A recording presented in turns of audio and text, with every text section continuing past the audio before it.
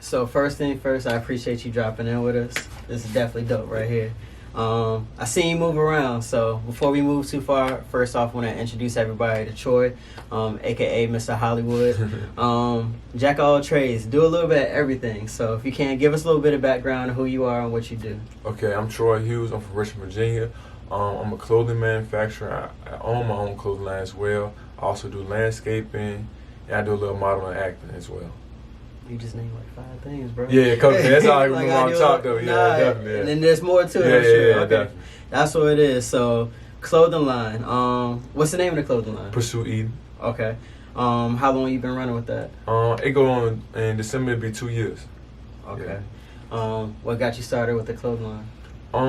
I've been doing clothes for about 5 years, but at first I was doing more like the street, like hood type of lane, and then I started growing up and evolving, so I wanted to push like a cleaner image, so I came on Pursue Eden, so to push a better storyline for my community, for people.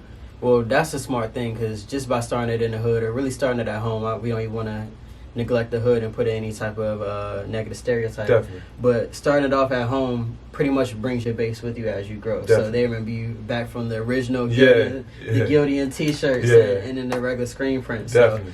So even throughout a year, like just looking at your page, like it grew like crazy. Like so I see that you moved from like t-shirts and now to more of like the luxury line. Explain like the evolution with that for you. Okay, so when I first started off, I didn't really have like a love for fashion. I had like a pretty popular name back home, so I was like, you had a name and hustle. Yeah, you feel me? Name and hustle. So I was like, so what is something I could do where I know people would support and it would be cool, you know what I'm saying, just to put out. So I put out my first clothing line, which was Murder. So I started off with screen print. I had my own garage, screen print, pressing, heat press, all that vinyl.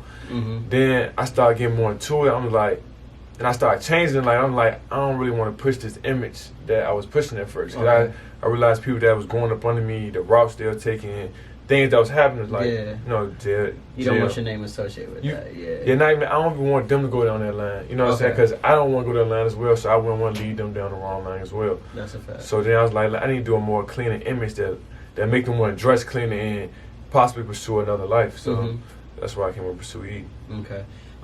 Back home. Is that Richmond, I think? Yeah, Richmond, Virginia, yeah. Okay. How long you been in Richmond?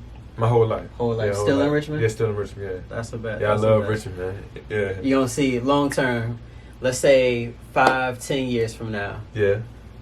At Richmond, you're going to be in Richmond. I'm going to have a house in Richmond. Yeah. I'm trying to be in Cali, so I'm definitely have a house in Richmond, yeah. I think the same thing for myself, no matter how big this goes. I'm for sure still going to be in Virginia. I'm originally from Newport News. Okay. I came out here through college, but 9 times out of 10, either Newport News or Norfolk. Definitely. Sure. So I'm definitely gotta love home. Yeah, like I'll probably get some property somewhere else. Yeah. But yeah, that's about it. But yeah, so the evolution grew with there. You did the screen printing.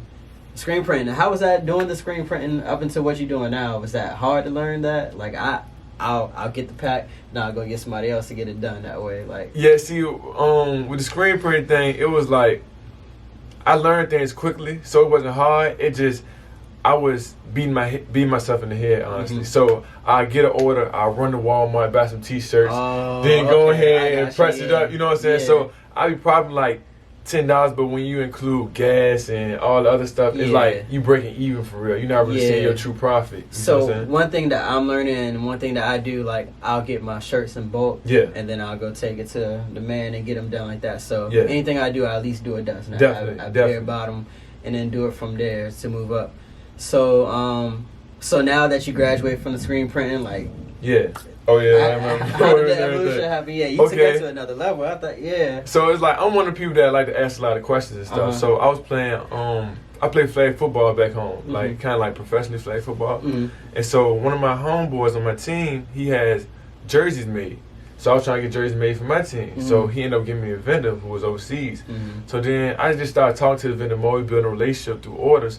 I was like, "Do you make clothes?" Like, he's like I can. He's like, "Brother, that's what we do." You know what I'm saying? So I was like, "Let me try things out." So I sent him a couple of dollars, sent things over, and then that's when it got started. And then from there, I branded off to do manufacturing through him as well. Okay, so everything's through the same person. It's the same person. Yeah, we have a great relationship. That's good. Thank you, brother. Yeah, that's love. Yeah. Don't shout out the plug, but you can't say too much. Don't give away the plug. That's real.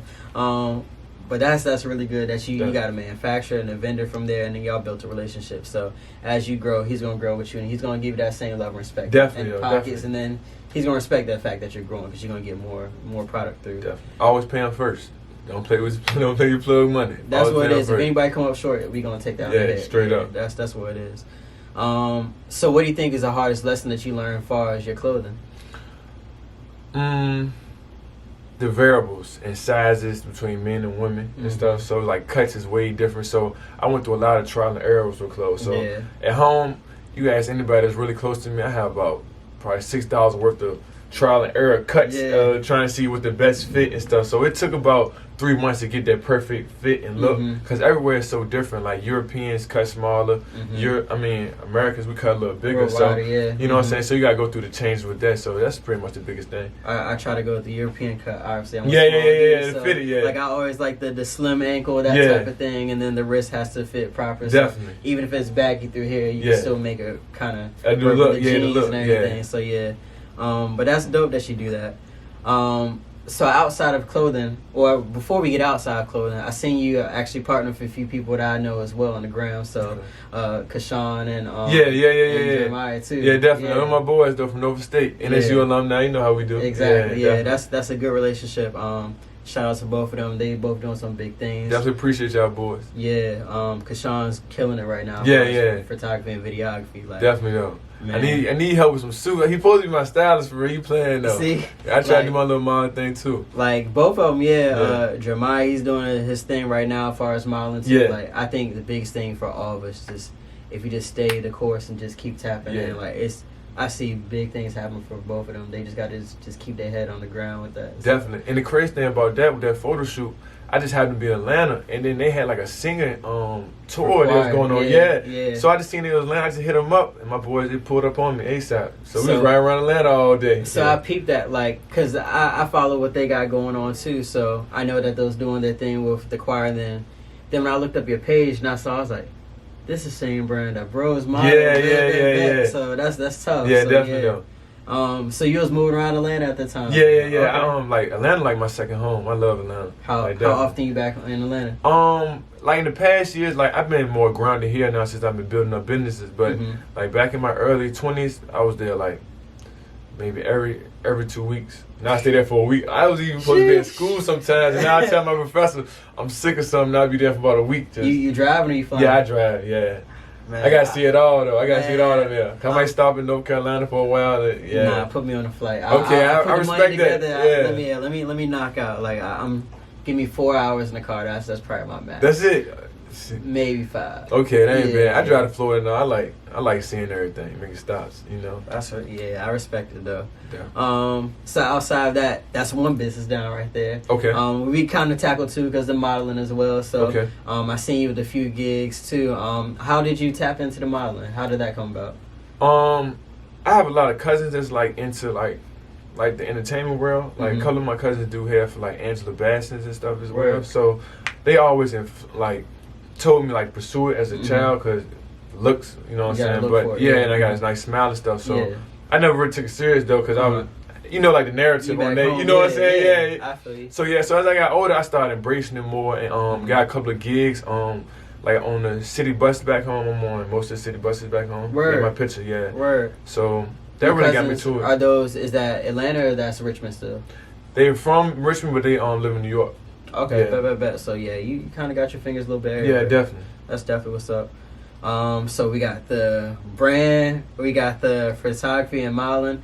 Let's get down to the landscape. Okay. How did that come about with you? My grandfather actually got me into that, and my father as well. Okay. They told me, because I was running around being like a little knucklehead and stuff. It was like, be smart with your money. You know what I'm saying? Use get into a trade where they're gonna always need it, so you can always make money for yourself. Yeah, because they know I don't like working for anyone, so it's kind of hard for me for real. So. It's gonna be hard for me to go back to a 9 to 5. Yeah. It's hard. I'll figure it out. I don't knock it though. Yeah, you know what I'm saying, but it's this not is for tough for everybody. me. Yeah.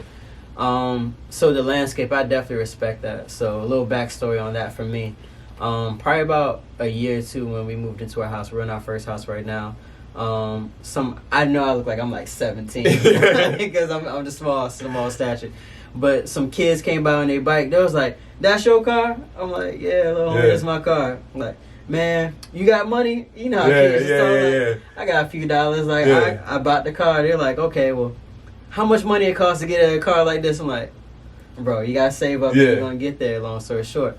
I mean, they're like, well, how you make money? I'm like, well, I worked a few jobs and I did a few things. They was like, okay, well, how do I get some money so I can make something like you? I was like, here's what you do. Don't worry about working for somebody else. Work for yourself. Definitely. With that same grind, they was like, okay, well, they saw me outside because I was about to cut the grass. That's how I was going to the lawn. So they was like, well, how can I make some money? I was like, here's what you do. The same thing that I'm doing right now. You get you a lawnmower. You get you a rake. And you do yards, and you could easily charge $25, $50. Definitely. $50 a yard. Especially at that age, y'all won. They was like, okay, well, can I get your lawnmower? I can't give you my lawnmower. But I gave him the point in the right direction. Definitely. So I was like, yo, go to like a Habitat for Humanity or something like that. Get a lawnmower, $50. You made that back. And if you help put your boys on, boom, you don't even got to do the work. And then they doing it, and it comes back straight that way. Give them half of the product, half the pay, you win just like that. Definitely.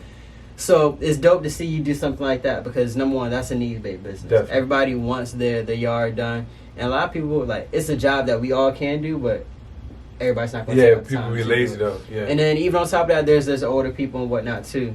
One thing I always tell people and business owners, McDonald's don't make the best burger by far.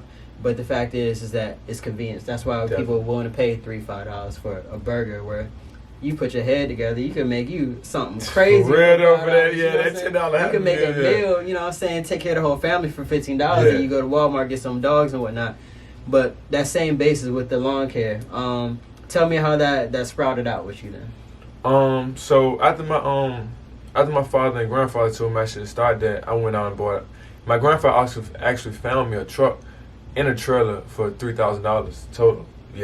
So it was like a steal. So I said, I'm not going to play with that. When the guy did that, we went over to D.C. When the guy that came back, when I first started off, I actually started off with push mowers. Then my dad was like, you know you wasting time with a push mower. See, I'm still in that mentality. You feel me? He said, right now. the same 5 houses you do with a push mower, you could do 15 with a zero turn. You feel what I'm saying? But I'm still thinking tight with my money. I'm like, I just spent $3,000 on a truck. I'm not trying to steal my money. I'm trying to get it. But then after a couple of houses in a couple of weeks, I'm like, that zero turn will work a little fast. So I never drove a zero turn. Then I went and bought one. That was about $2,000, whatever. Knocked out 6 hours that day. Made your money back like that. Made it back that day. I'm like, wow. So it's like serious now. So so that made me even think more like, let me get a couple of more equipment, like more weed eaters and stuff as well. Edges and all that. So then I started looking for workers. So like younger kids trying to, you know what I'm saying? Because I don't like, you know what I'm saying? I work when I can, but I like to do a lot of different things. Business, if you could put somebody in position,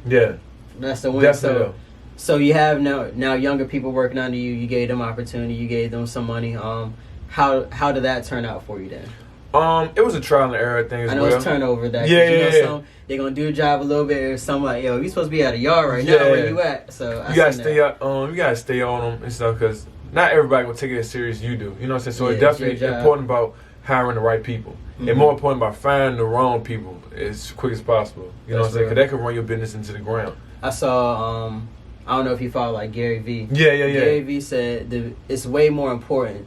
What's more important is firing versus your hiring. Because you can hire somebody like that, but if you keep them dead weight around, that's month after month, and you losing customers, losing money, and your reputation is everything. You're killing your reputation. For some knuckleheads, they didn't even care. They just came really to make that $200, and after that, they won. So firing is a key part of business. Another thing I would say is building your team up correctly. It's not about building it fast; it's about building up the right way. So don't rush them out there. Take them out. Try working at your house first and see how they do, and test them first. You know what I'm saying? That's a good model right there, for sure. Definitely. So what do you think is the hardest thing you learn in reference to the lawn care then? Pricing. Make sure everybody pay it right. Okay. Because you got to factor in insurance, gas, how much you charge per yard, and paying your employees and paying yourself. Because one thing some business owners don't do is pay themselves, and that'll cost you in the end. You know what I'm saying? You just keeping frequent cash flow, but you're not growing or building. So how's it go as far as like the yard pricing? Do you buy like square foot? like more objects in the yard? How do you go about? It's a lot of different variables. It could be the thickness of the grass, That's a good point. the hills on it, if it has a fence. Because if it has a fence with a small gate, I can get my zero turn through it. Now I'm back to pushing, which is costing time. Sticks and stones, rocks. There's a lot of different variables to it, yeah. So you can't just say one price. You got to really go and watch, though. It's not a flat fee. Yeah, definitely. And then especially, like you said, like the grass height. You said the texture, but does the height also matter too? Yeah, definitely. Because you could jump in somebody's yard, thing up here, they touched it in years. So that means you end up having to cut it 3 times just to get it right, and then looks, and then you charge somebody a good price, but then they're not satisfied. But they don't know how hard you had just to get it there. You know what I'm saying? So I'm not sure if this is something that you've done, but I definitely recommend this for anybody in that same industry. But partner up with people that are doing like real estate as well. Definitely. Because doing something like that, they automatically get you clientele. So number one, they want to make sure that house, whenever like if I do a house flip, like we want to make sure the house is flipped. We want to make sure the yard is rehabbed and everything. So I'll definitely link with you on that too. I know you're in Richmond, but if you can do some work out here, I could definitely get you some plugs on that. Definitely, I'm with it. Yeah, for sure. Because I do it all. I do power washing as well, though. So I take care of everything. I need that. Definitely. Yeah. I gotta make sure we get this handled for my wife see this, because my wife been talking about this power wash for like. Yeah, you gotta keep the house clean. Oh my goodness. Keep the house clean. The power wash is a necessity right now. Yeah. So okay, so we'll go from the lawns to the power washing. That was that like a byproduct of doing the lawns, or? It's actually crazy because I didn't even realize that I had a skill from a couple of years ago. I was working for my daughter's grandfather doing cleaning vents in restaurants, and I never put together they correlate together with how I washing and then putting in the same thing. Right. So I actually learned a skill. So I was just like, what's something else I could do besides lawn care? You know what I'm saying? I realized houses was a lot of houses was dirty. You know what I'm saying? So then I started looking at the price and stuff, and I seen like a lot of companies overcharge. There's a lot of margin and stuff you can win. Yeah, you can undercut a lot of people. You know what I'm saying? So and it's a good skill, and it's quick, and it's not as much. You have to do much pollen and stuff. It's grass and stuff. Yeah, so much time either. Yeah, definitely, and it's soothing as well. Like I might power wash 3 houses a day, but it's relaxing. I'm just thinking. Put on playlist. Yeah, playlist. It's like washing though. Yeah, it's like painting. Yeah, just get it going. Yeah, okay. Definitely though. So on the average, well, I guess it all depends on the size of the house and how long it would take to do that. But what's the quickest and the longest it take to do a power wash job? I like to make sure everything's super clean though. So my shortest would probably be about an hour. Okay. But based on the size of the house, and then the sidings of the house. So houses shaped a lot of different ways. So there's a lot of variables there as well. With this. So, but as long as it took me, I did one project where the person had a 3-story home and a 2-story garage that was separate. That took about 6 hours. Yeah. But just like how you could kind of break your pricing with the lawn care. Yeah. Okay, is this many stores? Is this many? Yeah. Okay. Because you still got to plug in, you still got to refill and all the chemicals and whatnot that's used for that. Definitely. So definitely understand that. So we got the clothing brand. Yeah. We got the modeling. Yeah. We got the lawn care. Yeah. We got the pressure washing. Yeah. Okay, so number 5. Number 5 is, what should we do for number 5? We'll go into the healthcare. Okay. So break that down. How'd you get into that? How long you been on to that? Because that's still something new to me to even see. So kind of break down what you do with that and how that benefits the community.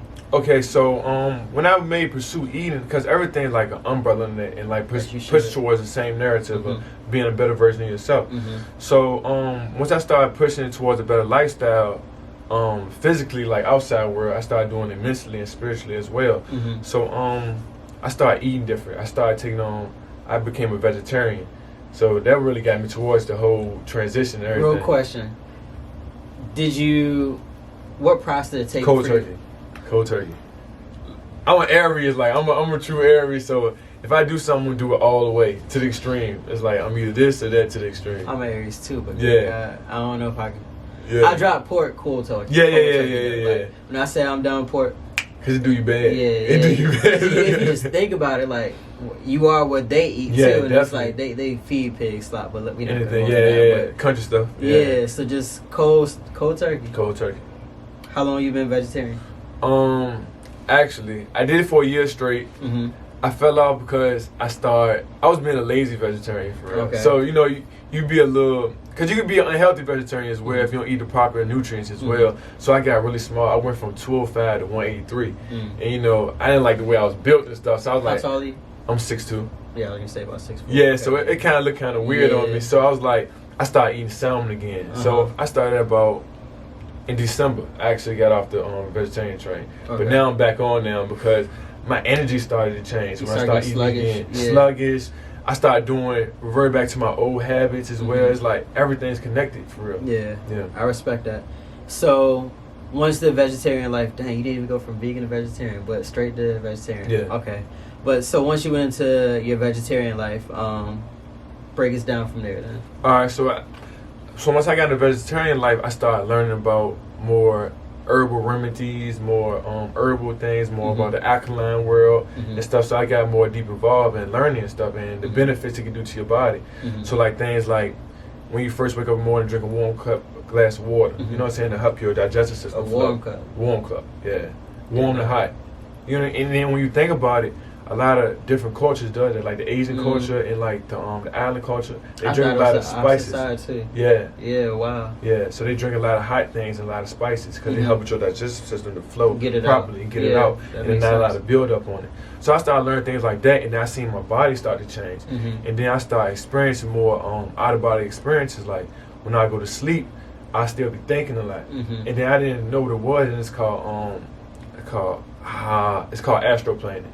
Okay. Yeah, so I have heard that before. Yeah, so when you're sleeping, your body's still awake, but you could be active. Right. So it's like when old people say, if you have like a problem, they say sleep on it. And that's what it means. It's like your body thinking on things, and when you wake up, you got the answer to something. You know what I'm saying? And I got that from, I just been tapping in more, so I started eating vegetarian and started meditating more. And so that pushed me towards, so then I started seeing that people started hitting me up on Instagram asking me different things, so I started getting into it more. So then from there... Well, quick break on that. As far as your meditation, do you have like a routine for your meditation?